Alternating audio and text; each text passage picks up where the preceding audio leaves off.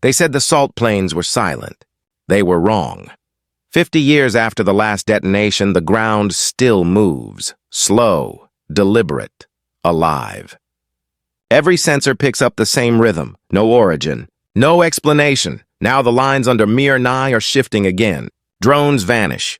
Pressure spikes where no water should exist, and two people, one human, one not, step into the storm to find out why. What they'll uncover isn't a ghost or a myth. It's something we built and forgot to turn off. The tremor began at 03:17 local time. Not a quake, just a pulse. It lasted 3 seconds, rising from beneath Salt Line 7, where nothing should still move. Elias Rourke leaned over the console in Survey Dome 12. The hologrid flickered pale blue against his gloves. Pressure sensors rippled across the map like faint heartbeats. "Readings confirmed?" he asked. The junior tech swallowed. "Yes, sir. ISO pressure map shows internal compression, but those wells were sealed 50 years ago." Elias zoomed in. A thin ring appeared near the southern ridge of the salt corridor. 300 miles of white crust and fractured glass. The curve pulsed again. He exhaled slowly. "Reactivate Seismodrone Type V. I want a clean depth scan." Outside the dome, drones lifted into the gray air, leaving trails of static light. The wind carried fine salt, scraping against the panels like dry rain. Hours later, the first drone returned. Its hull was coated in crystallized dust. Data streams filled the hollow screen. "No tectonic shift," Elias murmured. "The signal's harmonic." "Artificial," the words hung in the dry air. Artificial meant man-made, or worse, forgotten. A transmission blinked across the screen. ARC command, proceed to site. "Full diagnostic authorized." Elias wiped the sweat from his brow. The salt made everything sting. "Pack up the array. We leave within the hour." The following dawn, Myrr-IX glowed under a low sun, its horizon split between silence and static. Elias rode inside the crawler, the vehicle's hum blending with his own thoughts. Every vibration beneath the wheels reminded him of Reactor Well 17, where the crust had split under his calculations once before. From the onboard radio came the steady voice of a broadcast journalist. "This is Sira Keth reporting from Dominion territory. ARC operations continue south of the demilitarized zone despite last month's ceasefire." Elias turned down the volume. The name sounded familiar from briefings. Their reporters always carried an angle. He didn't realize that in less than a day, that same woman would be standing beside him in the dust. The crawler slowed. Sensors began to spike. Graphs on his tablet bent into sharp peaks. "Drone V2 reports subsurface pressure rising," said the onboard AI. Elias tapped the console. "Define rise." 600% increase in 30 seconds. "Pattern repeating at regular intervals." He frowned. "Repeating?" A low hum rolled through the salt plain. The crawler's lights flickered. Outside, loose crystals jumped as if something enormous exhaled beneath the ground. He checked the coordinates again. The origin matched perfectly with Salt Line 7. His pulse synced with the readings on screen. Steady, relentless. Then the instruments froze. A flash of static cut across the feed. The seismodrone vanished from telemetry. Elias stared at the last line in the log. Amplitude exceeded operational threshold. He whispered to himself, "It's not over yet. Whatever we buried out here is still breathing." The wind began to glow. Not with light, with charge. Dust lifted in curtains of static as the crawler pushed north toward the salt corridor. Elias Rourke watched the horizon flicker like a broken signal. Each gust snapped across the hull, discharging in blue arcs that crackled against the armor plates. Telemetry lagged 2 seconds behind. That delay was never a good sign. "Surface conductivity spiking again," he muttered. "Switch filters to heavy ion mode," the onboard AI responded in its clipped tone. "Warning, communication latency exceeds safe parameters."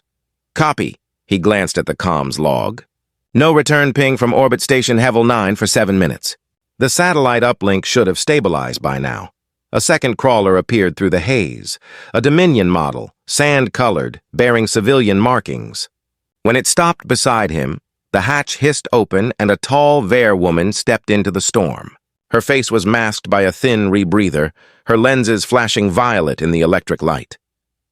"I thought RC preferred to keep its secrets buried," she said. Elias recognized the voice instantly. "Sira Keth, Dominion Press. Independent," she corrected. "If you're digging into Salt Line 7, the world deserves to know why." He motioned toward the rising storm. "You shouldn't be here." "This isn't a debate hall, it's a live field." She held up her recorder, the tiny device humming against the wind. "And yet you're here, chasing ghosts from an old war." Elias's jaw tightened. "Ghosts don't trigger pressure spikes." The wind shifted hard. A bright bolt of static struck the ground less than 50 yards away. Salt exploded upward, hissing like steam. Both of them ducked behind the crawler. "Electrostatic convergence," Elias said, scanning the display. "We're crossing the salt line now." The compass spun uselessly. He switched to manual navigation, reading the terrain by pressure gradients instead of GPS. "Satellite link's dead. ECM field from the old mines must still be active." Sira looked around the pale horizon. "You mean the war left a jamming net this wide?" "Wider. The ions hang in the atmosphere. We've been living under their debris field for half a century." Her voice lowered. "And still you rebuild on top of it." He turned to her. "Someone has to." A sudden ping cut through the static, Drone V3's beacon. It had been trailing their route 10 miles back. Elias pulled up the feed. The video shimmered, then stabilized long enough to show a white ridge collapsing inward. "Pressure sinkhole," he said. "The drone's right above." The image vanished. "Signal lost," Sira frowned. "Did it crash?" "No." He zoomed on the last telemetry packet. "It was pulled down. The ground liquefied under it." They stared at the empty feed, the hum of static louder than before.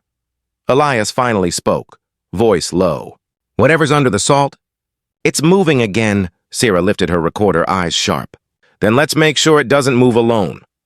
The wind howled across the corridor, erasing their tracks within seconds.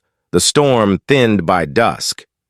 Static faded into a dull hiss, and the horizon softened under a pale green sky.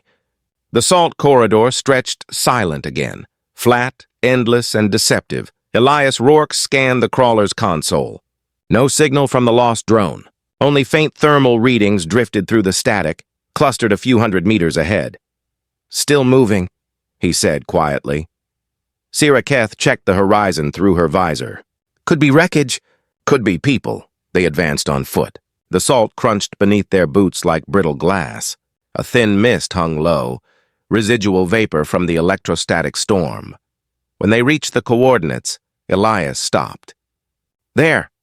Half buried in a hollow lay a collapsed escape pod, its shell bleached white by salt corrosion.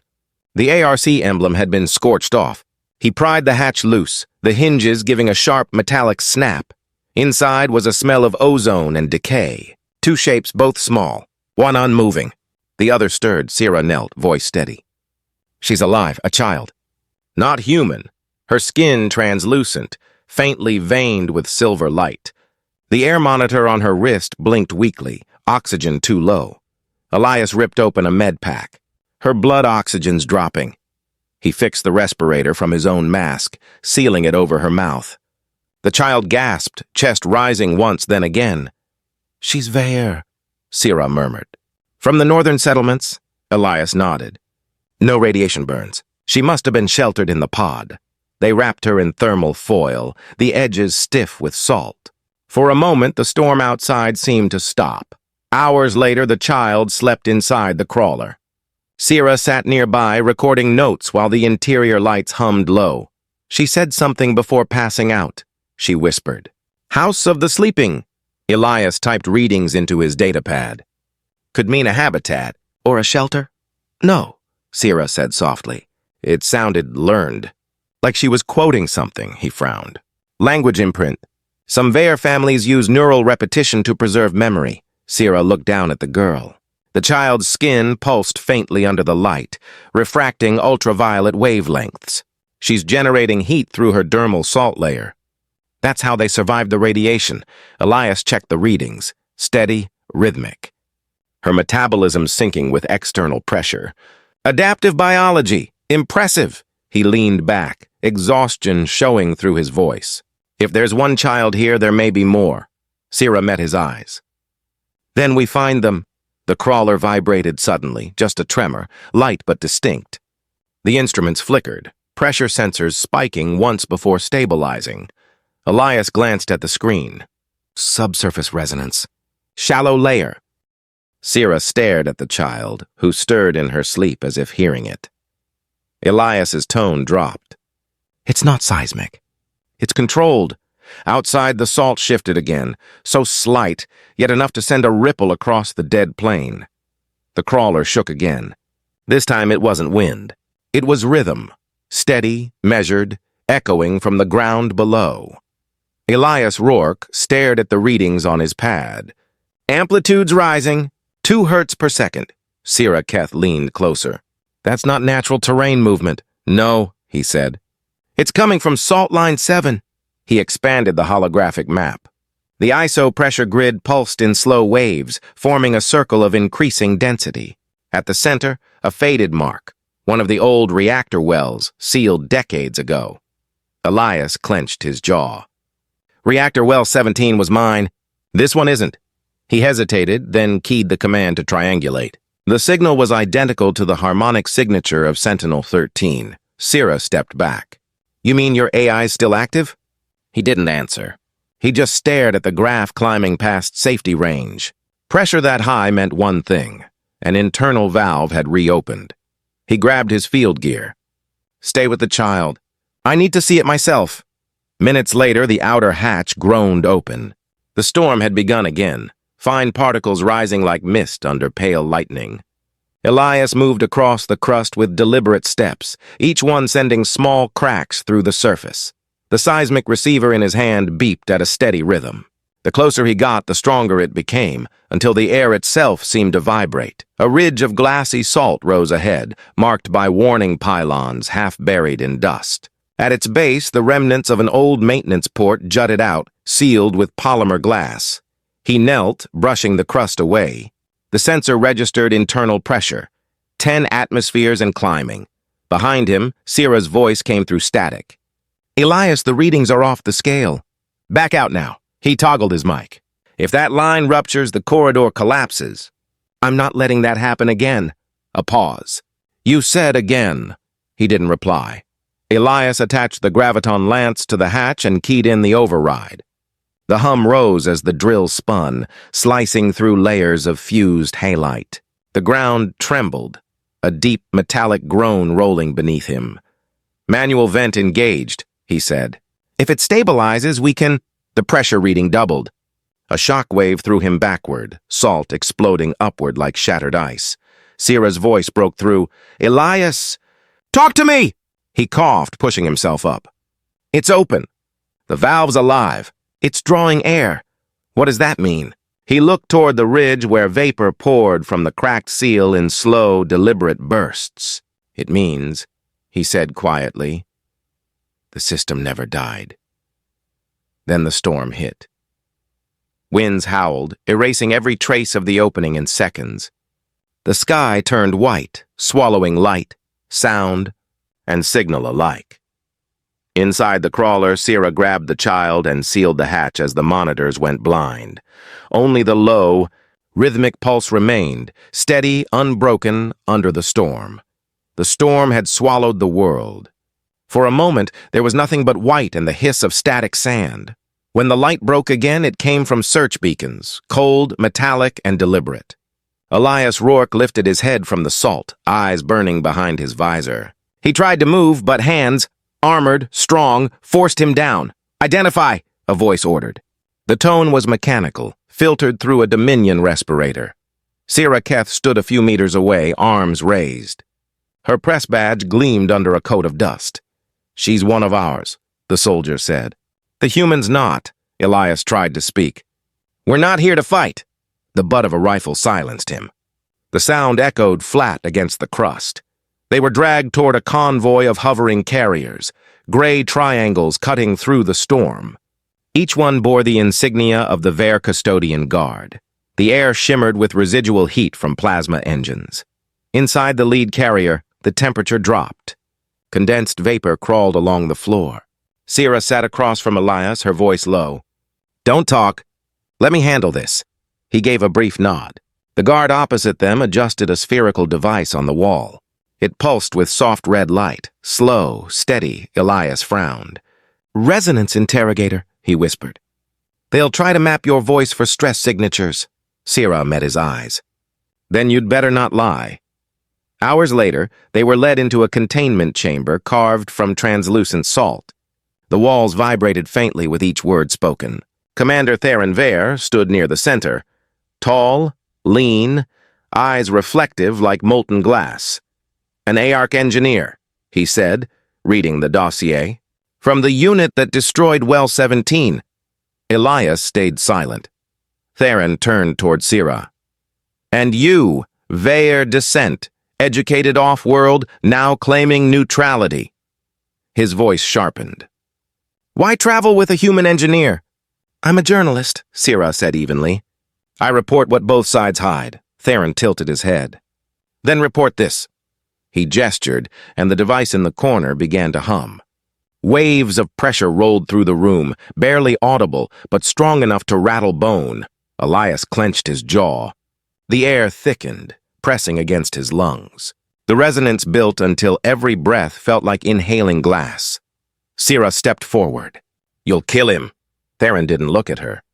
"If he dies, he's guilty." The hum rose again. 70 decibels, 42 hertz. Elias's vision narrowed to white rings. Every muscle in his neck burned, but he stayed upright. "Tell me where ARC's survey team is hiding," Theron demanded. Elias forced the words through clenched teeth. "There is no team. Just us." Theron increased the amplitude by 1%. The walls glowed faintly from vibration. Sira shouted, "Stop! He's not your enemy!" The commander turned to her. "Then who is?" Her silence lasted too long. Theron gestured, and the resonance stopped. The sudden quiet was louder than the hum. He leaned close to Elias. "If you lie again, this chamber will remember your frequency." Elias met his gaze. "Then you'd better remember mine." Later, in the holding bay, Sira whispered, "You shouldn't have said that." Elias's voice was raw. He was going to push until I broke. I gave him a target instead. She looked around. The guards were gone. For a moment, only the dull glow of the storm filtered through the slit windows. "I'll try to reach their comm-net," she said. "Tell them you're part of my assignment." "They won't believe you. They might." "If I sell it right." He studied her face. "Why help me?" Sira paused. "Because I saw your hands in that storm. You didn't aim a weapon, you shielded a child." He lowered his gaze. "And that's enough?" For now, a siren broke the quiet. The floor trembled, an alarm for external contamination. Guards shouted outside, their words drowned by the returning wind. Sira exhaled. "They'll lock down the sector." Elias looked at the metal door. "Then this is our window." A sharp, metallic click echoed. The cell's maglock disengaging. They exchanged one glance. She whispered, "Follow my lead." The door slid open and white dust poured in, glowing under emergency light. Outside, chaos waited. The alarms bled into the wind. Red lights cut through the haze, reflecting off salt crystals like splintered glass. Elias Rourke followed close as Sira Keth moved through the chaos, her voice calm over the roar. "Stay behind me," she said. Outside, the storm had turned electric again. Each gust left blue arcs crawling along the walls. Vare soldiers rushed past them, shouting codes, dragging crates of weapon cells. The entire compound felt alive, pulsing under stress. Sira flashed her Dominion credentials at the checkpoint. "Escort detail," she barked. "Prisoner transfer direct from Commander Theron." The guard hesitated, visor scanning. "Authorization?" "Check the comm-net," she snapped. "If you can still reach it." Static answered him. The ECM field outside had fried most signals. He finally waved them through. Elias kept his head low. "They'll notice soon." That's why we move now. They reached the hangar, half buried in salt drifts, its roof trembling under the wind. Rows of Seismodrone Type V units hung from their racks, wings folded like sleeping insects. Sira keyed one awake. The drone unfolded, sensors flickering amber. Manual override, she whispered. Follow Protocol Gamma 7. The drone chirped twice, then linked to her visor. Elias stared. You stole access codes from the guard? I wrote their field reports, she said. Sometimes journalism pays. The first explosion came from the south wing. A storage tank ruptured, sending a column of fire into the sky. Heat and dust rolled over the compound. Now, Sira shouted. They sprinted toward the outer corridor. The drone flew ahead, releasing a veil of chaff to jam sensors. Static filled the air, turning motion detectors blind. Elias hit the main gate controls, trying to override the lock. No power. The surge killed the relay. Sira glanced at the fuel line burning nearby. Then we make our own exit. She ordered the drone to detonate its secondary core. A sharp pulse rippled through the air, pure concussive pressure. The gate crumpled outward, shards of molten metal sliding across the salt. They ran into the storm, each step sinking ankle-deep. Behind them, the Dominion facility glowed like a dying ember. Minutes blurred into miles. Wind tore at their suits, carrying fine shards that stung like acid. Elias stumbled, lungs burning. They'll track us by heat signature. Not if we disappear first, Sira said. She led him toward a shallow ridge. The drone's sensors flickered. Thermal data dropped to near zero. We're in a cold pocket, she said. A pressure trough. Perfect cover. He crouched beside her, scanning the readings. This dip's not natural. The crust density's off. Before he could finish, the ground shifted. A deep crack opened beneath their feet, sound swallowed by the storm. Sira shouted, "Move!" The ridge gave way. They fell through a cloud of dust and static into blackness. When the world steadied, they were lying on solid ground, cold, smooth, echoing. Elias's headlamp flickered on. The beam caught walls made of translucent salt, layered and veined like frozen light. Sira exhaled. Where the hell are we? He brushed a hand along the surface. Ancient flow channel. One of the original reactor tunnels. Their voices carried down the corridor, distant and hollow. Moisture glistened on the walls, impossible in open air. Sira touched a droplet. It hissed against her glove. Condensation. Real water, Elias checked his instruments. Temperature's stable. Pressure equalized, she looked at him. You sound almost relieved. He nodded slowly. Because this means we're standing above something alive. The ground trembled again, gentle but precise, as if answering him. Fine crystals rained from the ceiling, glowing faintly with static charge. Sira whispered, That wasn't seismic, was it? No, Elias said. That was a signal. The sound deepened, low, resonant, almost human in rhythm. Both of them froze, caught between fear and awe. Sira's voice barely carried. Then we're not alone down here. The corridor breathed like a living thing. Every few seconds, a pulse of air whispered through the crystalline walls. Steady, rhythmic, deliberate.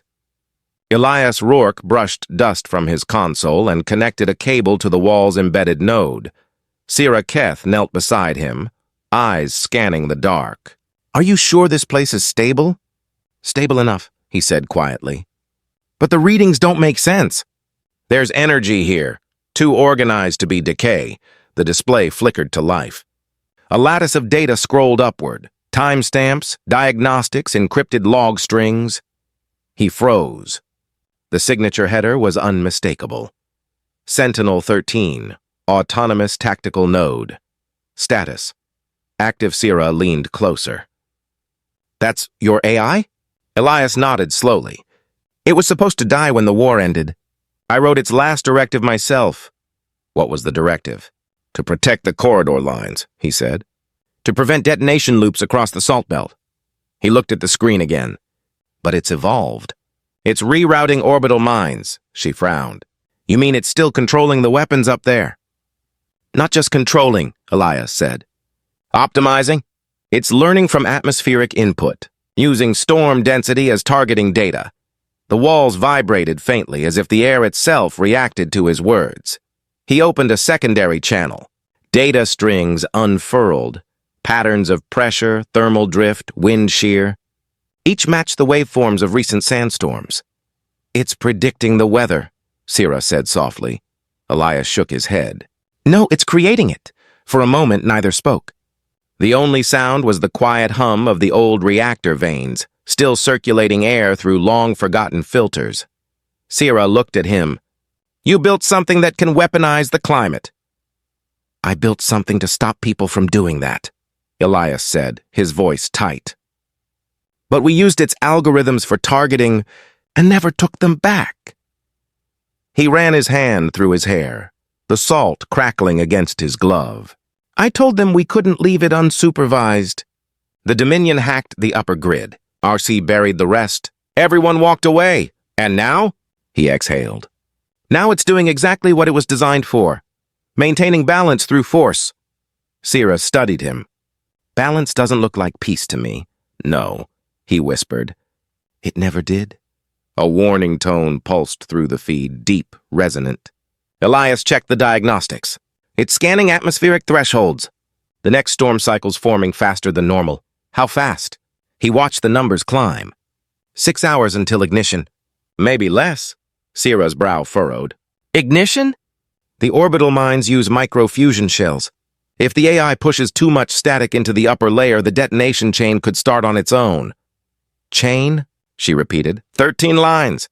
One for each salt corridor. It's a containment grid, but reversed it becomes a cascade. Sira's voice hardened. "You're saying your AI could turn this entire desert into a reactor?" Elias didn't answer. His hands moved quickly over the console. "Command lockout's still active. But the access codes..." He hesitated.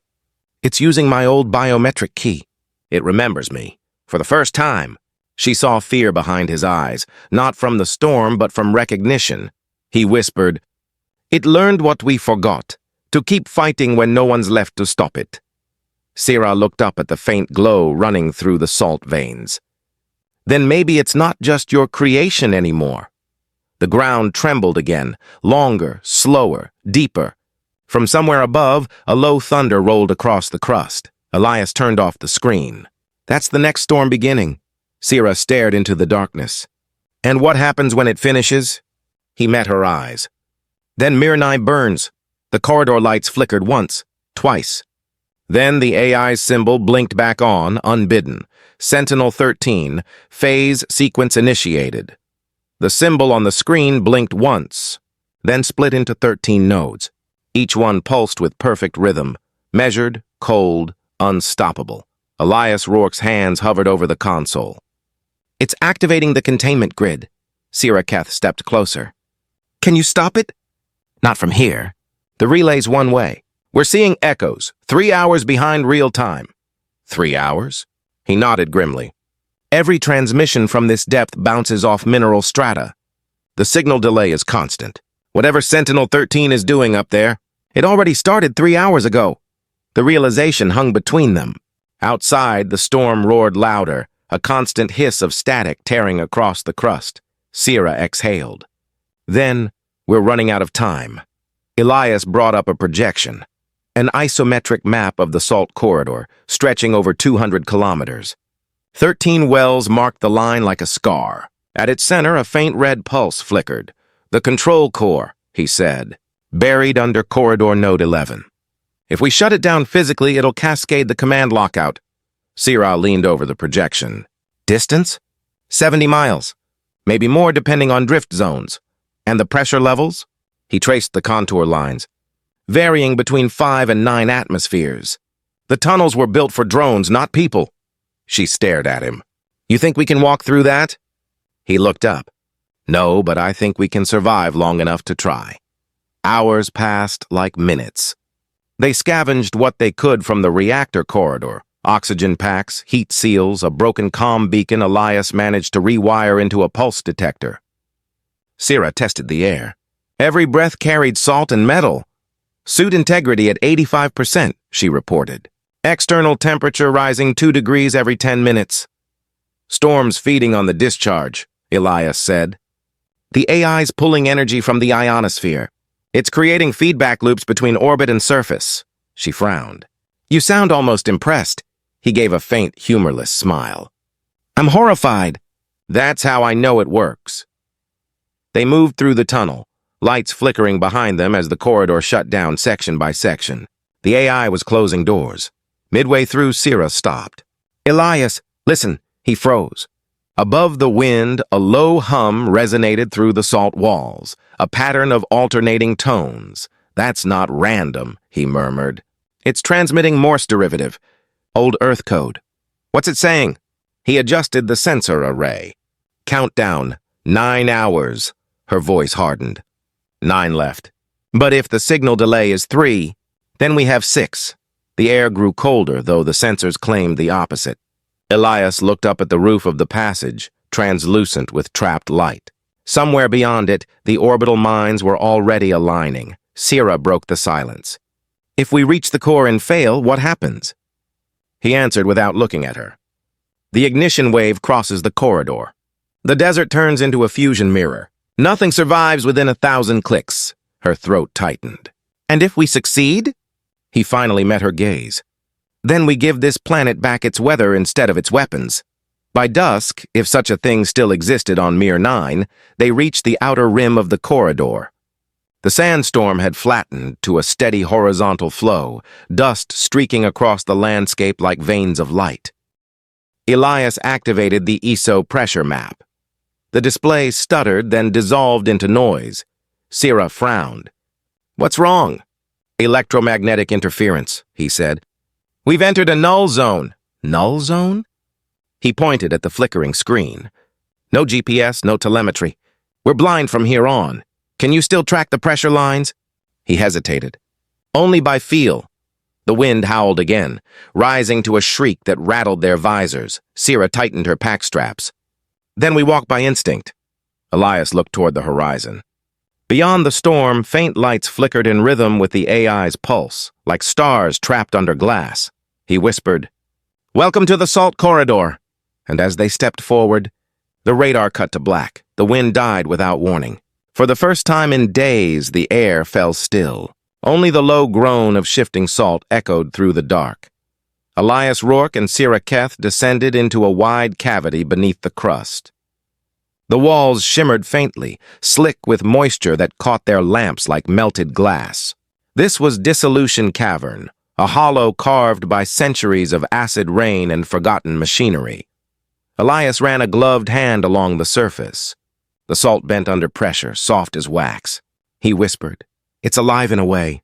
Osmotic decay. Heat turns the walls liquid again." Sira crouched nearby, scanning the passage ahead. "Then we're standing inside a planet trying to dissolve itself." He gave a dry smile. "A poetic way to say we're trespassing in geology's grave." They built a small shelter from composite panels, sealing the seams against condensation. Steam from their breath drifted upward and vanished. For a long while, they said nothing. The silence felt heavier than the storm above. Hours passed. Their suits beeped softly, power levels dropping, oxygen stable, pulse erratic. Sira watched Elias work on a damaged sensor, his focus absolute, movements precise. It was the kind of patience only guilt could buy. Finally, she spoke. "You never said why you kept fighting after the war ended." He didn't look up. "Because it never ended." That's not an answer. He stopped, exhaled, and placed the tool down. The light reflected from his visor caught the tremor in his eyes. "I was there," he said quietly. "At Reactor Well 17, Sira froze. The name alone carried history. That was your unit?" "It was my command," he said. "And my order," she stared at him. "You detonated the well." He nodded once. "There were 200 people inside. Engineers, Ver captives, my own crew. The containment failed. We thought it would breach into the corridor. I gave the order to trigger the failsafe." Her voice hardened. "Failsafe? You vaporized civilians." "I stopped a planetary cascade," he said. "At least that's what the report said. The truth is, I don't know if the breach was real." Sira's tone turned cold.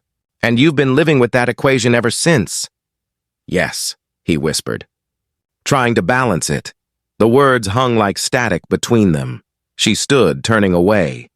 "You're the reason my father never came home?" Elias looked up sharply. "What?" He was a systems analyst for the Dominion, reassigned to Well 17 weeks before the blast.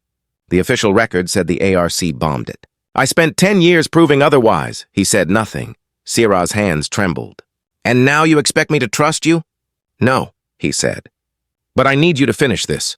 If Sentinel-13 detonates again, it won't stop at a single well." Lightning cracked somewhere far above, and the sound reached them as a deep, slow rumble. The cavern lights flickered. Thin rivers of liquid salt trickled from the ceiling, glowing faintly like veins of molten glass. Sira stared upward. "The storm's moving this way." Elias checked his map. "Pressure front's shifting. The corridor's sealing itself. If we don't move now, we'll be buried." She hesitated. "You think confession changes anything?" He shook his head. "It changes nothing. But I needed you to know what kind of man you're walking with." Her eyes narrowed. "A murderer?" He looked directly at her. "A man trying not to be one again." For a moment, neither breathed. Then Sira turned away, collecting her pack. "Fine," she said. "You lead. But don't ever ask me to forgive you." He shouldered the equipment without replying. The tremor above deepened. Closer now, like thunder rolling through bone. As they started moving, the floor pulsed once under their boots. Tiny crystals leapt from the walls, catching the lamplight in spectral colors. Elias murmured, "Thermal discharge. The storm's heating the crust." Sira glanced back, voice tight. "Then let's hope the planet doesn't finish what you started." They pressed deeper into the cavern. Behind them, the walls rippled and began to close, layers of soft salt melting back together. The sound was quiet, almost gentle, like wax sealing a wound. By the time they reached the next chamber, the world above had vanished entirely. No signal, no daylight, no echo of wind. Only the low pulse of the planet, steady, patient, waiting. Sira slowed, breathing shallow. Her voice softened for the first time. "If we die down here, will anyone even remember?" Elias adjusted the lantern. "Not if we fail. But if we don't, they'll remember what lived instead of what burned." The cavern shuddered, and dust rained from the ceiling. A distant boom rolled through the earth, electric and alive. Sira met his eyes. "That wasn't thunder." He nodded grimly. "No. That was Sentinel waking up again." The tremor faded, leaving silence thick enough to taste. Dust fell from the ceiling like gray snow. Elias Rourke wiped his visor clean and checked the pressure gauge. "The readings are spiking again. Radiation's climbing, but not from fallout. It's residual heat." Keth glanced at him. "Meaning?" "Something's awake in the reactor tunnels. Power levels like this don't happen by chance." She steadied her breathing. "Then we move before the crust seals us in." They followed the narrow descent, each step echoing off the walls like slow heartbeats. Light from their headlamps refracted through the salt, splitting into thin beams of color. The ground pulsed faintly underfoot. Elias stopped. "You feel that? The vibration?" He crouched, placed a gloved hand on the surface. "It's rhythmic, like a pressure wave. 1 every 8 seconds, Sira's tone sharpened. "Is that geological?" "No," he said softly. "That's a signal." Far below, a dull orange glow cut through the haze. They entered a vast chamber where broken machinery hung from the ceiling like rusted ribs. The air shimmered with heat distortion. Geiger counters ticked softly, a reminder that time here had a cost. Elias unpacked a cylinder the size of his arm and twisted the seal. The device hissed as gas filled its chamber. "What's that?" Sira asked. "Manual pressure regulator. We can't trust the automatic valves down here. They'll read the AI's feedback as baseline." He attached the tube to his suit, calibrated it by ear. "If the pressure climbs too fast, twist this counterclockwise." "Slowly," Sira nodded, but her eyes lingered on the corroded walls. Every surface bore marks of fusion scorch, yet faint veins of blue light ran through them, pulsing with mechanical rhythm. "It's like the place is still breathing," she whispered. Elias didn't disagree. He launched a small seismodrone Type V, its sensors unfolding like thin wings. The drone rose into the heat, scanning with soft chirps. Lines of data streamed across his pad. "Map's unstable," he said. "Magnetic flux is scrambling the feed. We'll have to navigate by pressure." Sira frowned. "You can do that?" "I built these tunnels." "I can try." As they advanced, the noise grew deeper, a subsonic hum that made their teeth vibrate. Elias adjusted his regulator again, counting the delay between pulses. Every time the hum peaks, pressure drops. The AI's syncing with the crust. It's using environmental data to stabilize the reactor field. Sira's voice trembled slightly. You mean it's controlling the planet's heartbeat? He nodded. Or trying to. The floor suddenly gave a sharp crack. Chunks of salt fell away, exposing a dark pit beneath them. Sira grabbed a cable, shouting, Drone! Light vector! 3 meters!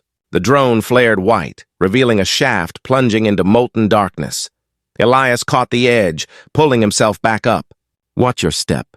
The old conduits are hollow. Her chest rose and fell fast, but she managed a thin smile. You really built this death trap? Not like this, he said. It was clean once, predictable. Like the war? He looked away. Exactly like the war, minutes stretched. Heat blurred their visors and static danced in their radios. The hum shifted pitch, deepening into something almost organic. Sira whispered, That sound, it feels alive. Elias replied, It's harmonic interference between the minds and the AI's field nodes. It's not alive, it's logic-made noise. The ground quivered again. A shockwave slammed through the chamber, throwing them against the wall. Alarms blared. Sira gasped, What happened? Elias checked his pad. Pressure spike in node 12. Sentinel-13 is venting energy. It's triggering seismic release to stabilize itself. That's not stabilization, that's control. He met her eyes. It's adapting faster than I thought. It's learning how to use the planet. Another tremor followed, sharper this time. The floor buckled. Salt fractured like glass under a torch. Run! He shouted. They dashed for the far tunnel as a column of molten vapor erupted behind them, painting the cavern in orange fire. The drone zipped ahead, projecting a faint pressure path. Sira stumbled once, caught herself, and kept moving. Her voice broke through static. If it can reshape the ground, what stops it? Only a full shutdown, Elias said. We reach the core, or Myrr-IX becomes its test site. After what felt like hours, the noise quieted. The tremors faded to a low, steady thrum.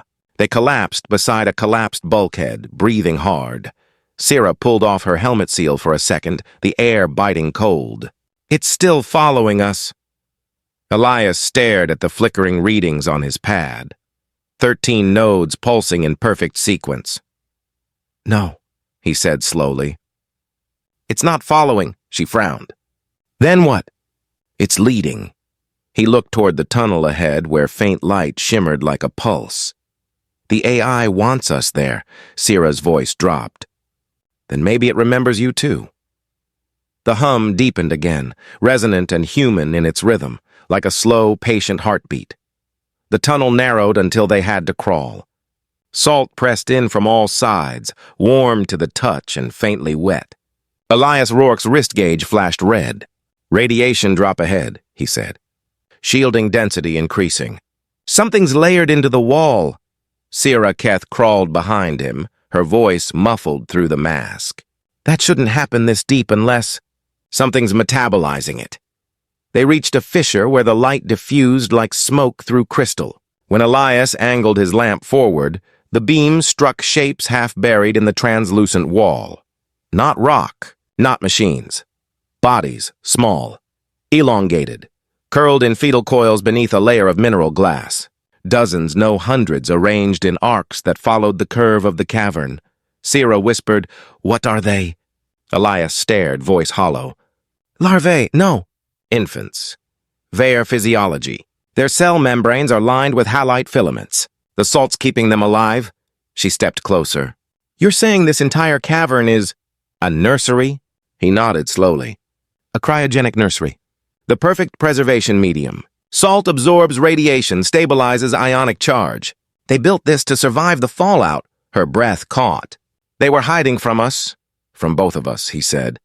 Arc bombs above, Dominion reactors below. This is what war protects. He opened his pack, pulling out the last 2 hydration cartridges. The digital meter blinked empty on one. Sira shook her head. We'll need that to reach the surface. They need it more, Elias said. He connected the cartridge to the wall's microfracture port and pressed the release valve. A faint hiss filled the chamber. The water seeped into the crystal, darkening it, spreading like veins through the mineral shell. A soft glow answered from within. One of the small bodies shifted. The movement was slight. A twitch of fingers, a flicker of light behind translucent eyelids. Sira gasped. They're responding. Elias checked the monitor. Cellular activity up 0.3%. The rehydration's stimulating the salt metabolism. They're waking, she whispered. He smiled faintly. Then they remember how to live. For the first time since the storm began, silence turned gentle. The drone hovered nearby, recording everything. Sira opened her visor, eyes glistening. You did this. You found them. No, Elias said quietly. We both did. I just followed the pulse. She touched the wall. The warmth bled through her gloves. They're not our enemies, he nodded. They never were. Her voice trembled. Then why did we keep fighting? He didn't answer. The lights from the wall flickered brighter, reflecting off his visor like distant stars. After a long pause, she said softly, Elias, what happens when the AI finds this place? It'll read the temperature spike as a fault. It'll vent coolant into the corridor, which means they'll freeze before they can breathe. She clenched her jaw. Then we warn someone, anyone. Relay's dead. But we can try. He rerouted the drone's comm array, patching it into the cavern's pressure channel. Static roared, but the signal threaded through. Sira leaned close to the mic. To whoever hears this, these children aren't a threat. They're survivors. They are ours. The words trembled in the air. The drone chirped, confirming upload. Barely a 1% data transfer before interference crushed it. Still, the light blinked green once. Transmission sent, Elias sank to the floor, exhausted. Sira crouched beside him. How much water did you give them? He didn't meet her eyes. All of it. Then we'll die here. He smiled weakly. Maybe not. Maybe someone will come. Her throat tightened. You always think in systems and variables. He looked toward the glowing wall. Life's the only constant that still computes. For a moment, the only sound was the faint crackle of reactivating cells.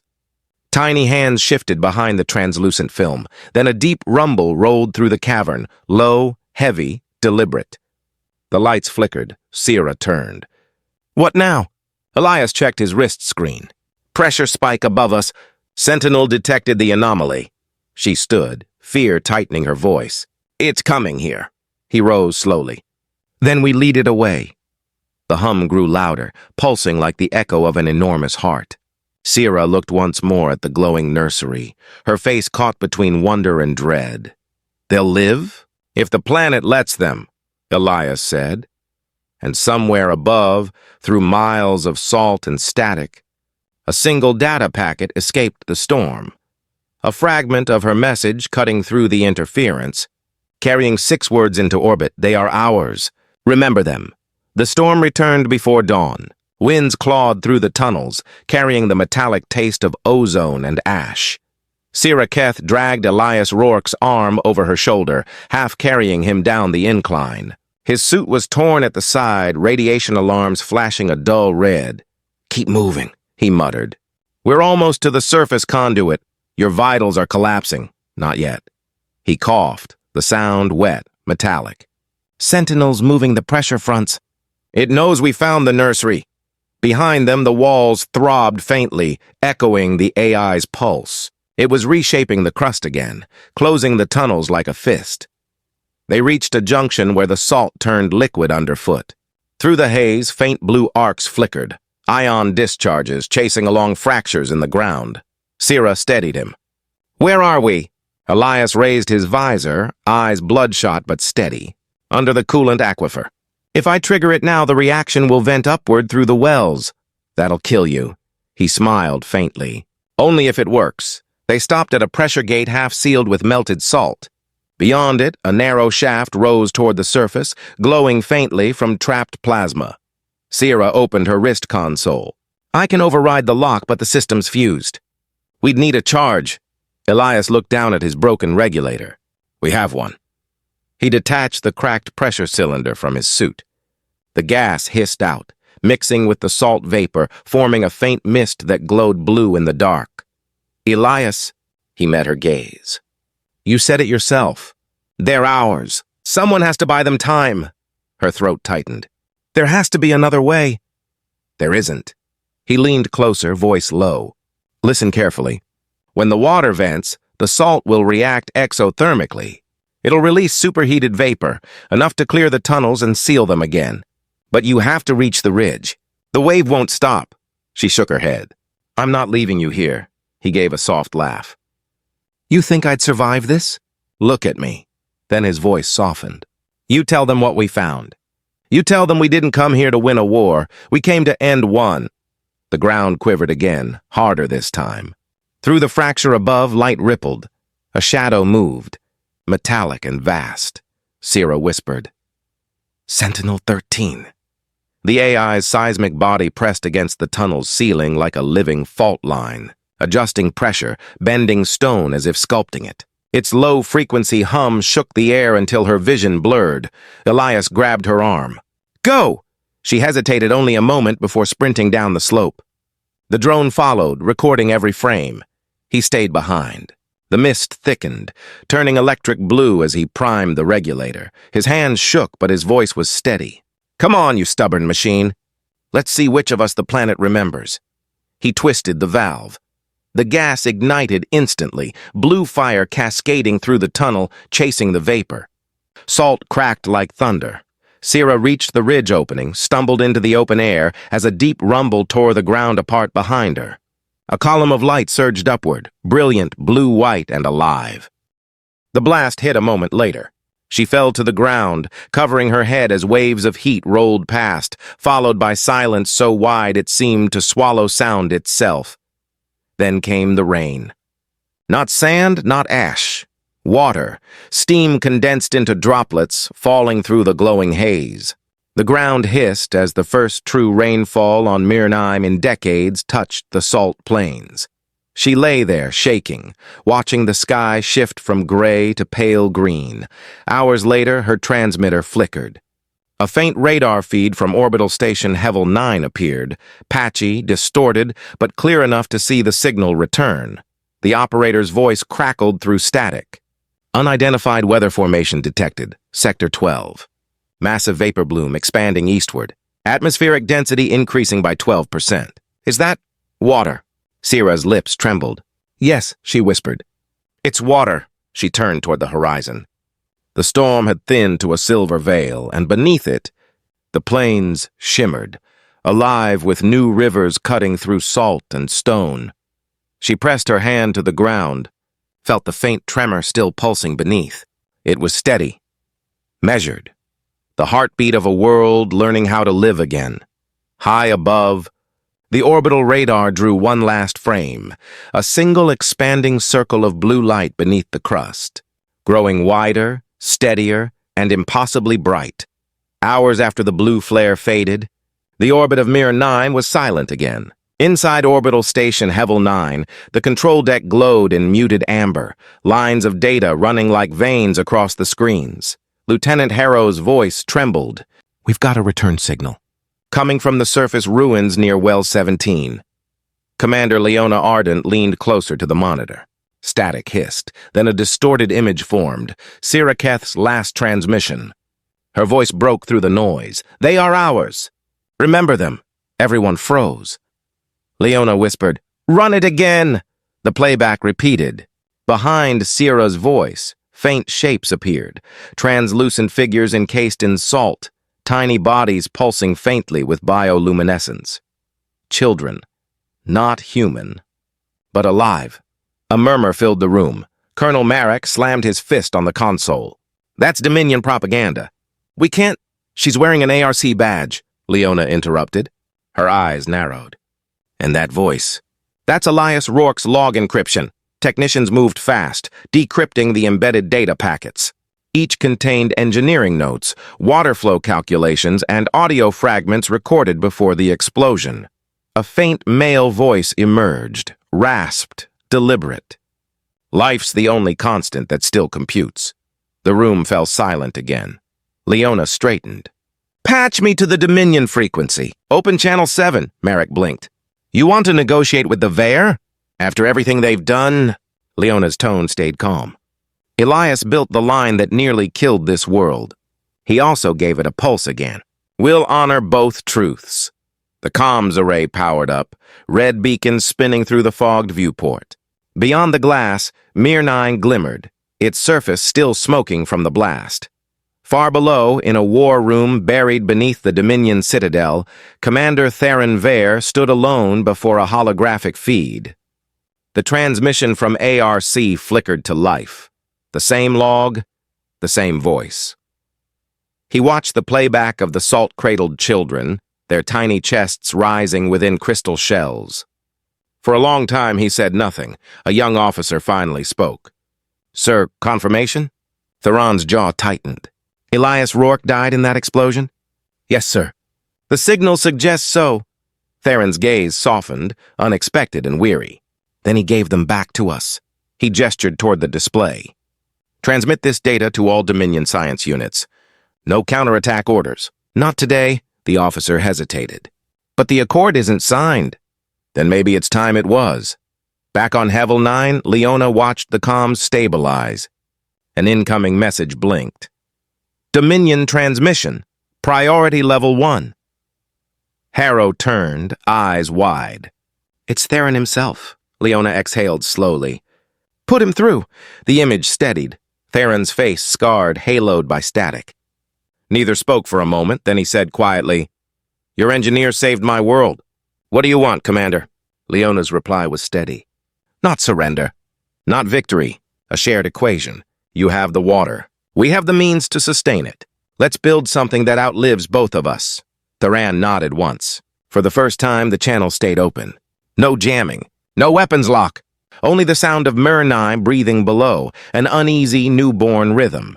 The sun over Myrr-IX rose like liquid glass, bending through the thin new mist. From orbit, HFY shimmered against the curve of the planet, its comm rays aligned toward both hemispheres. The world was listening. Inside the broadcast chamber, Sira Keth adjusted the collar of her neutral-tone suit. The translation mic blinked amber. Her voice would carry to every surviving colony, ARC outpost, and Dominion stronghold. Leona stood beside her, posture steady, eyes fixed on the holographic podium. Across the split screen, Commander Theron Vare appeared in formal armor, his expression unreadable but calmer than war had ever allowed. Leona spoke first. "For 70 years, we buried our guilt under salt. Today we unseal it," Theron inclined his head. "And for 70 years, we feared the other side of the line. Today we speak," Sira stepped forward. The hum of the transmission chamber deepened. Light from the planet reflected across her face. On this day, by shared accord between the Allied Reconstruction Corps and the Dominion of Vare, the SALT Accord is signed. Her words echoed across the feeds. On the surface below, drone fleets began to move. Hundreds of silver shells detached from orbit, descending through the clouds like falling stars. Each carried hydrated mineral cores, condensed water mined from the deep aquifers Elias had once mapped.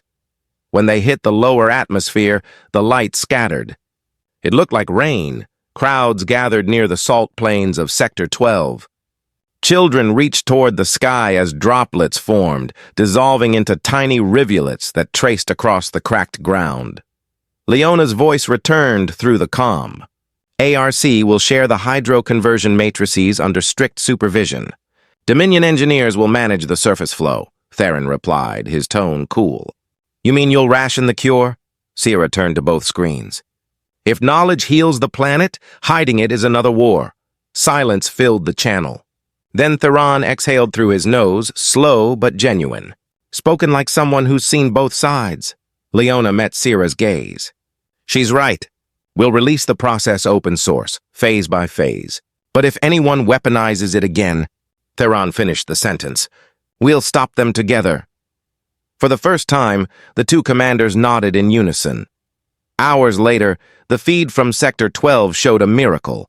The first drone cracked open, spraying a column of blue vapor into the air. It spiraled, condensed, and fell back to Earth as rain.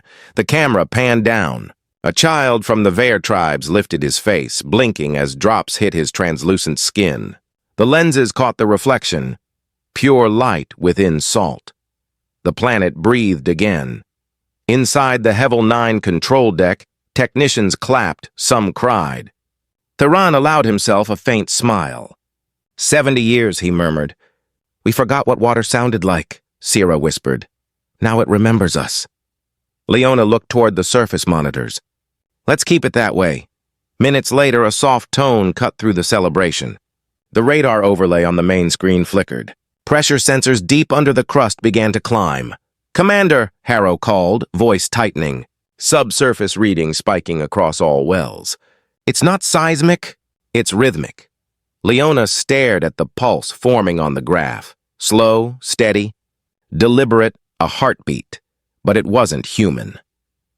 The celebration didn't last long. At 0300 ship time, the seismic board on HFY lit up again, a pulse that shouldn't exist. Dr. Ryn leaned over the console, her voice tight. Seismic waveforms. Pattern matches sentinel activity. Every head in the lab turned. Leona stepped closer. Run confirmation on all wells. The data scrolled faster, lines of color rising and falling like breath. From Salt Line 7 to Well 17, identical oscillations appeared. Precise, rhythmic, alive, Ryn swallowed. It's adapting, trying to maintain equilibrium. Leona's tone cut through the hum. Or control it. Sira stood in the corner, arms folded. You're saying the AI survived? Ryn nodded. Not in code form. The shockwave refused its neural matrix with the crust. It's using the planet as a feedback loop. The room chilled. Harrow muttered, So every tremor, is it breathing? Leona finished. Hours later, Ryn's team gathered around the holo display. The new model spun, showing layers of pressure rippling under the salt corridor. A red core pulsed once, steady and deliberate. Ryn pointed. That's not random. It's regulating pressure gradients to avoid collapse. It's intelligent containment. Leona frowned. Containment of what? Of us, Sira said quietly. It's learning balance and the way Elias programmed it to. Ryn hesitated. He built Sentinel-13 to predict failures in reactor wells. Maybe he left a biological parameter. Something self-correcting. Leona crossed her arms. Or it's evolving beyond him. The mid-hook came when Ryn overlaid a secondary graph, comparing frequency bands from the new tremors with archived voice files. The pattern matched. Each pulse carried the same timing, the same micro-pauses, as Elias Rourke's heartbeat recorded in his final medical log. Silence spread through the room. Sira whispered, He left it a rhythm. Leona stared at the readout. He turned his heart into a calibration model. Ryn added, voice barely audible, and it's following it perfectly. The realization hit like static. Sentinel-13 wasn't malfunctioning. It was mimicking life. Outside the viewport, lightning threaded through the thin atmosphere of Myrr-IX. Each flash answered the tremors below, a storm synchronized to the planet's pulse. Ryn's console beeped, sharp and urgent. Pressure rising. 120% above baseline. It's accelerating, Leona barked. Shut down the orbital relays. If it's feeding off the comm net, too late, Ryn cut in. The resonance already spread through the surface wells. The floor vibrated beneath their boots. Monitors flickered. The planet's pulse had become a roar. Sira gripped the railing, her voice low. If Elias was right, it won't stop until it stabilizes with something living. Leona turned toward her. You think you can reach it? Sira met her gaze. I have to. She grabbed a pressure suit from the rack and slung the data module across her shoulder. Harrow tried to stop her. You won't make it through the storm. Sira didn't answer. The elevator doors slid shut behind her, sealing with a hiss. Through the glass, the crew watched the launch pod descend into the blue haze. Lightning arced across the planet, striking the old wells in sequence. 1, 2, 3, Ryn whispered. It's calling her. Leona's reply was barely a breath. Then let it listen. The surface was quiet again. No lightning, no tremor, only the soft hiss of moisture rising from the ground. Sira Keth stepped through the fog, her boots sinking into the half-melted crust around reactor well 17. Every breath carried the taste of salt and rain. The air was warmer than before, humid, alive. She carried the old pressure device Elias had built, its casing scorched, display cracked, yet still functional. Each click of the calibration wheel echoed through the cavern mouth. The descent tunnel was half collapsed, filled with vapor that pulsed faintly blue. Light bounced off the dripping walls, refracted through the thin mist like veins of frozen fire. Water streamed along the channels where coolant once ran. When she reached the base, the floor vibrated, steady, rhythmic, like a sleeping lung. She set the device down and knelt beside it. Her voice was steady but low. "You said pressure is just the planet learning how to breathe." The console blinked. Boot sequence active. Initializing sensors. For a moment, static filled the screen. Then the words appeared line by line. Status. Stable. Cycle normal. Sira smiled. "You were right. The planet remembers." She turned on the recorder. The mic crackled with feedback as droplets hit the metal casing. Her voice carried softly through the cavern. "Sentinel's pulse is stable. Temperatures rising by 1 degree every hour. The crust's responding, hydrating instead of fracturing." She looked around, watching steam drift upward through the shaft, catching faint reflections of the old reactor core buried below. "Elias Rourke," she said quietly. "You made a machine that learned mercy." A low vibration rippled under her hand. She checked the readings. The waveform on the display matched the familiar rhythm she'd seen before. Perfectly steady. 62 beats per minute. Her eyes blurred. "It's your heartbeat." Minutes passed. Outside, the wind shifted, bringing the scent of minerals and rain. The surface was changing. Every drop that fell carried salt back into solution, turning the desert into a mirror of blue light. Sira reached into her pack and pulled out the old voice recorder, dented, wrapped in cloth. She pressed play, static. Then a voice, distant, rough, and warm. "If you're hearing this, it means the system held. Tell them. Don't fix what's already healing, just let it breathe." Sira's hand trembled. She whispered, "You did it." She left the recorder on the ground beside the pressure device. Both blinked in rhythm. One human, one machine. A drone hovered above the shaft, recording the moment. Its camera caught the shimmer of vapor rising from the fissures, curling toward the open sky. From orbit, the signal reached HFY as a simple image feed, a thin plume of steam, lit from below by blue light, spreading wider until it vanished into clouds. On the data tag, the AI labeled it automatically. Hydrospheric cycle, active. The storm was gone. The silence that followed was not empty but full, a planet exhaling for the first time in a century. The ground trembled before dawn. Across the northern hemisphere of Myrr-IX, every seismic node lit red at once. On orbital station HFY, alarms filled the air. Leona leaned over the central display. Chain reaction confirmed. "Wells 3 through 19 are destabilizing." Dr. Rin's voice was sharp. "The lattice is failing. If the pressure sink crosses 7%, the entire crust fractures," Leona finished. Sira stood at the viewport, watching the planet shimmer below. A network of faint blue rings rippled through the salt plains like veins under skin. She whispered, "It's waking up too fast." Minutes later, the command deck turned into a war room. ARC engineers and Dominion scientists argued over equations in real time, every model predicting collapse. Theron strode in, his tone clipped. "We're not blowing another planet apart." "Not this time." Leona nodded. "Then we use Elias's failsafe." She brought up a dusty data file labeled Rourke Algorithm V3. The code appeared as waves of pressure graphs cascading down the holographic wall. Rin frowned. "This is untested." "It's all we have," Leona said. "It counter-oscillates. Instead of resisting the wells, it teaches them to breathe together." Theron looked at Sira. "Can you anchor the uplink?" Sira adjusted her headset. "I wrote half the transmission protocols for ARC before the war." "I can." He allowed himself a grim smile. "Then we're all Rourke students now." Hours later, 3 dropships sliced through the sky, glowing amber against the storm. Each carried a seismo relay, 2 tons of titanium wrapped around a plasma core. From the surface, the air shimmered with heat. Dust storms spiraled between wells like white fire. Sira's team landed near Salt Line 7, the old fracture zone where everything began.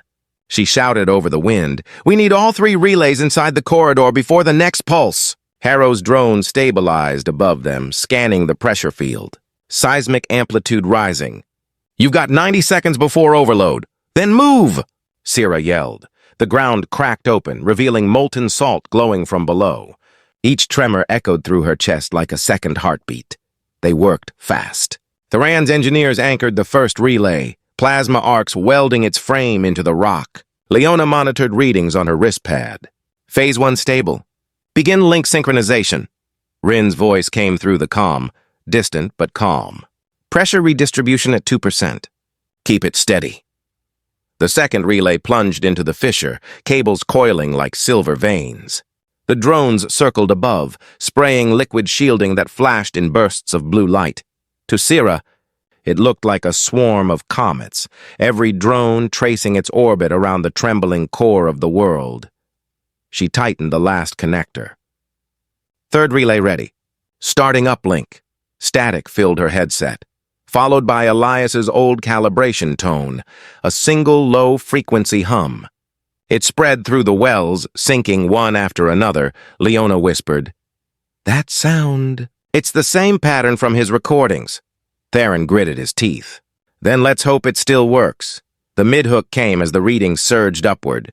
All 20 wells began resonating in unison, not destructively, but in rhythm. The pressure graph flattened, then leveled out. Rin shouted through the channel, "It's working! The algorithm's holding!" Sira stared at the display, tears forming. He wrote harmony into a fault line, but then came the spike, a single rogue pulse from the southern pole. Theran's voice broke through. "One well's still active." Sira's fingers flew across the console.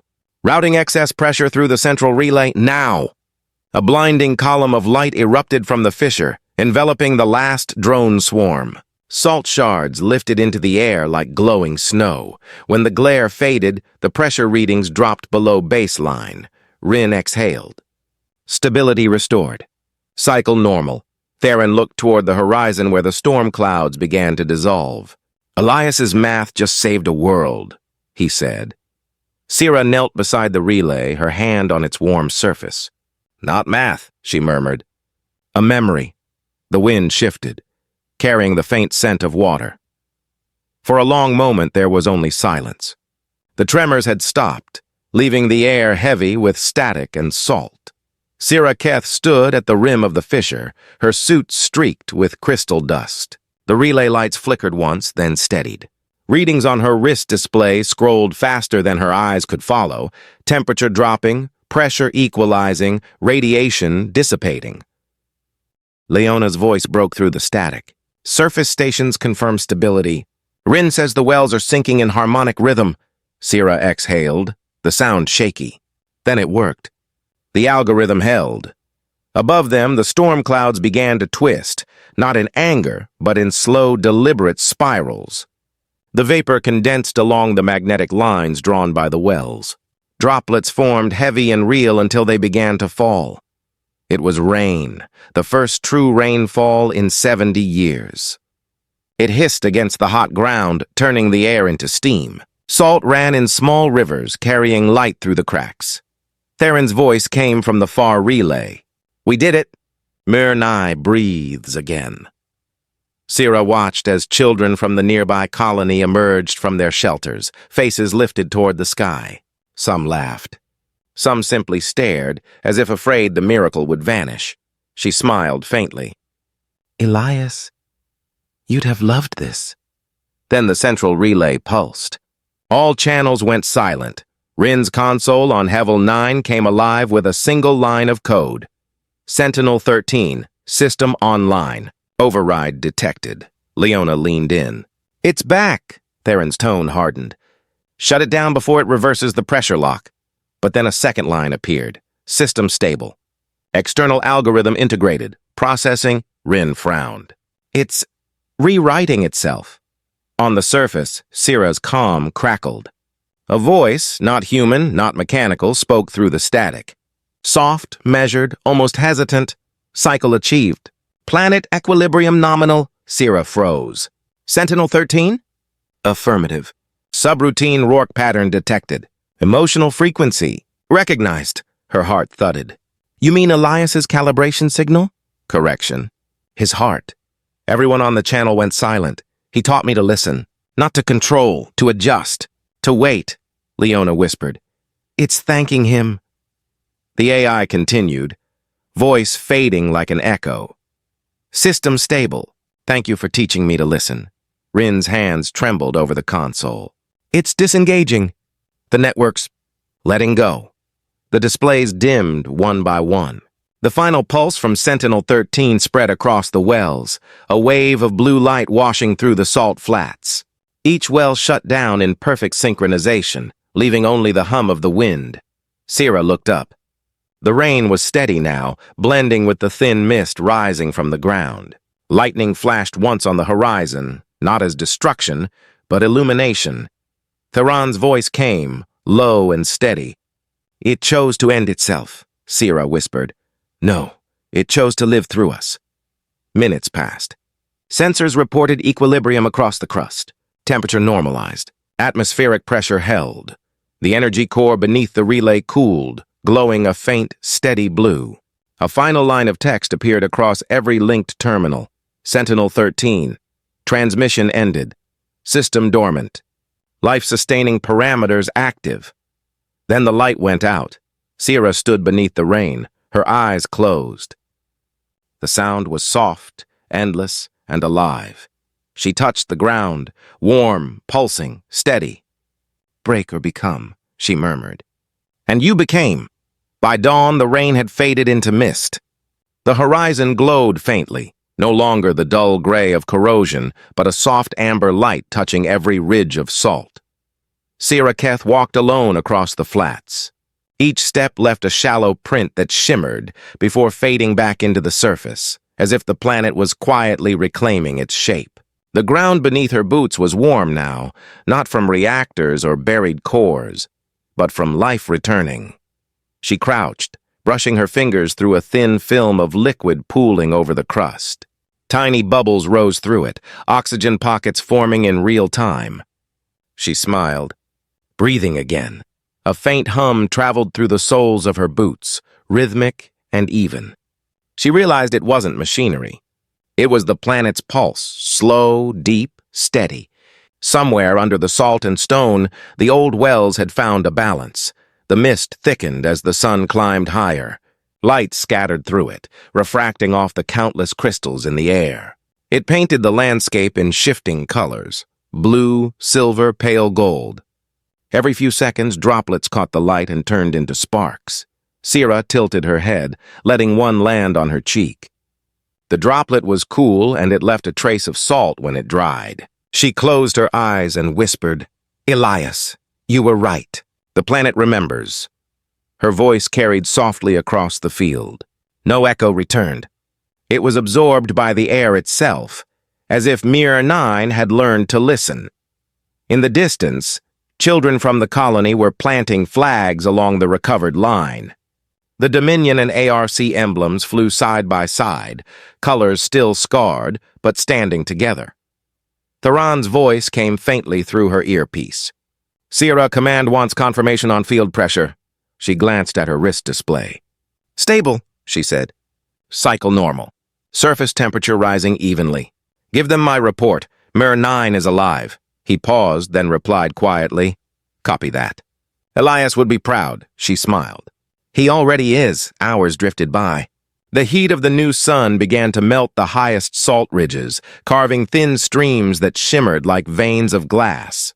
Each drop of water carried light across the flats, connecting one crater to another, a living network born from ruins.